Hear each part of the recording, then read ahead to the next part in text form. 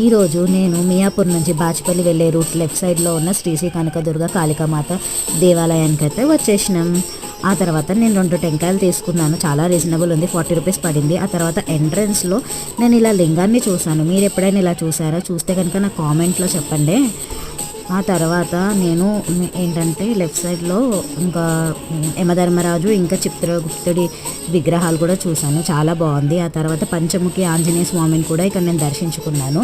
ఆ తర్వాత శ్రీ రామలింగేశ్వర స్వామి లింగాన్ని కూడా నేను చూశాను. ఆ తర్వాత మనకి వినాయకుడు కూడా కనిపిస్తాడు అక్కడ, చూడండి. ఆ తర్వాత నేను అభిషేకం స్టార్ట్ చేశాను. సో శివుడికి మనం లింగం కనిపిస్తే కంపల్సరీ అభిషేకం చేస్తాం కదా, సో నేను కూడా చేసేసాను అనమాట. దాని తర్వాత నీళ్ళతో కూడా నేను ఒకసారి అభిషేకం చేసుకున్నాను ఆ శివుడిని. లింగాభిషేకం అయిపోయాక ఇలా ఒకసారి అంటూ మళ్ళీ వాటర్ తీసుకోవాలి. మళ్ళీ వాటర్ తీసుకొని మళ్ళీ అభిషేకం చేసుకున్నాను.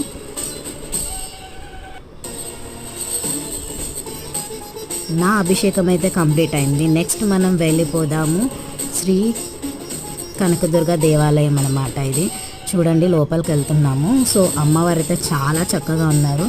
అమ్మవారి రూపం చూడండి, అక్కడ పైన ఉంది చూడండి, శ్రీ కనక దుర్గా దేవి ఆలయం ఇది. సో అమ్మవారిని అయితే నేను దర్శించుకున్నాను. ఆ తర్వాత పక్కనే లోపల కొబ్బరికాయలు అండ్ ఇట్లా ఖాళీ స్థలం కూడా ఉంది. కొంచెం ముందుకెళ్ళి లెఫ్ట్ తీసుకుంటే ఇక్కడ వేప చెట్టు ఇంకా రాగి చెట్టు ఉంటుంది. సో అక్కడ కింద అయితే మనకి నాగదేవత స్వరూపాలు అయితే ఉంటాయన్నమాట. ఎలాంటి జాతక దోషాలు ఉన్నా మనం ఇక్కడికి వచ్చి ఒక్కసారి కనుక దర్శించుకుంటే కనుక మనకి ఎలాంటి జాతక దోషాలు ఉన్నా వెళ్ళిపోతాయి. ఇక్కడ వచ్చి శనిదేవుడు అనమాట. ఆ తర్వాత దుర్గామాతను దర్శించుకున్నాను. సో దుర్గామాతను చూడండి, మనం ఎలాంటి కోరికలు కోరుకున్నా తీర్చేస్తుంది అనమాట. సో నేనైతే దర్శించేసుకున్నాను. ఆ తర్వాత కాళికా మందిర్కి వెళ్ళిపోతున్నాం. సో కాళికామాత టెంపుల్ దగ్గర కింద మెట్లు ఉన్నాయన్నమాట. సో అవి దిగి మనం వెళ్ళి దర్శించుకోవాలి. అక్కడైతే ఆల్రెడీ పూజ స్టార్ట్ అయిపోయింది. సో అక్కడ అయ్యవారు అమ్మవారికి అలంకరణ చేస్తూ పూలదండ కూడా వేసేశారు.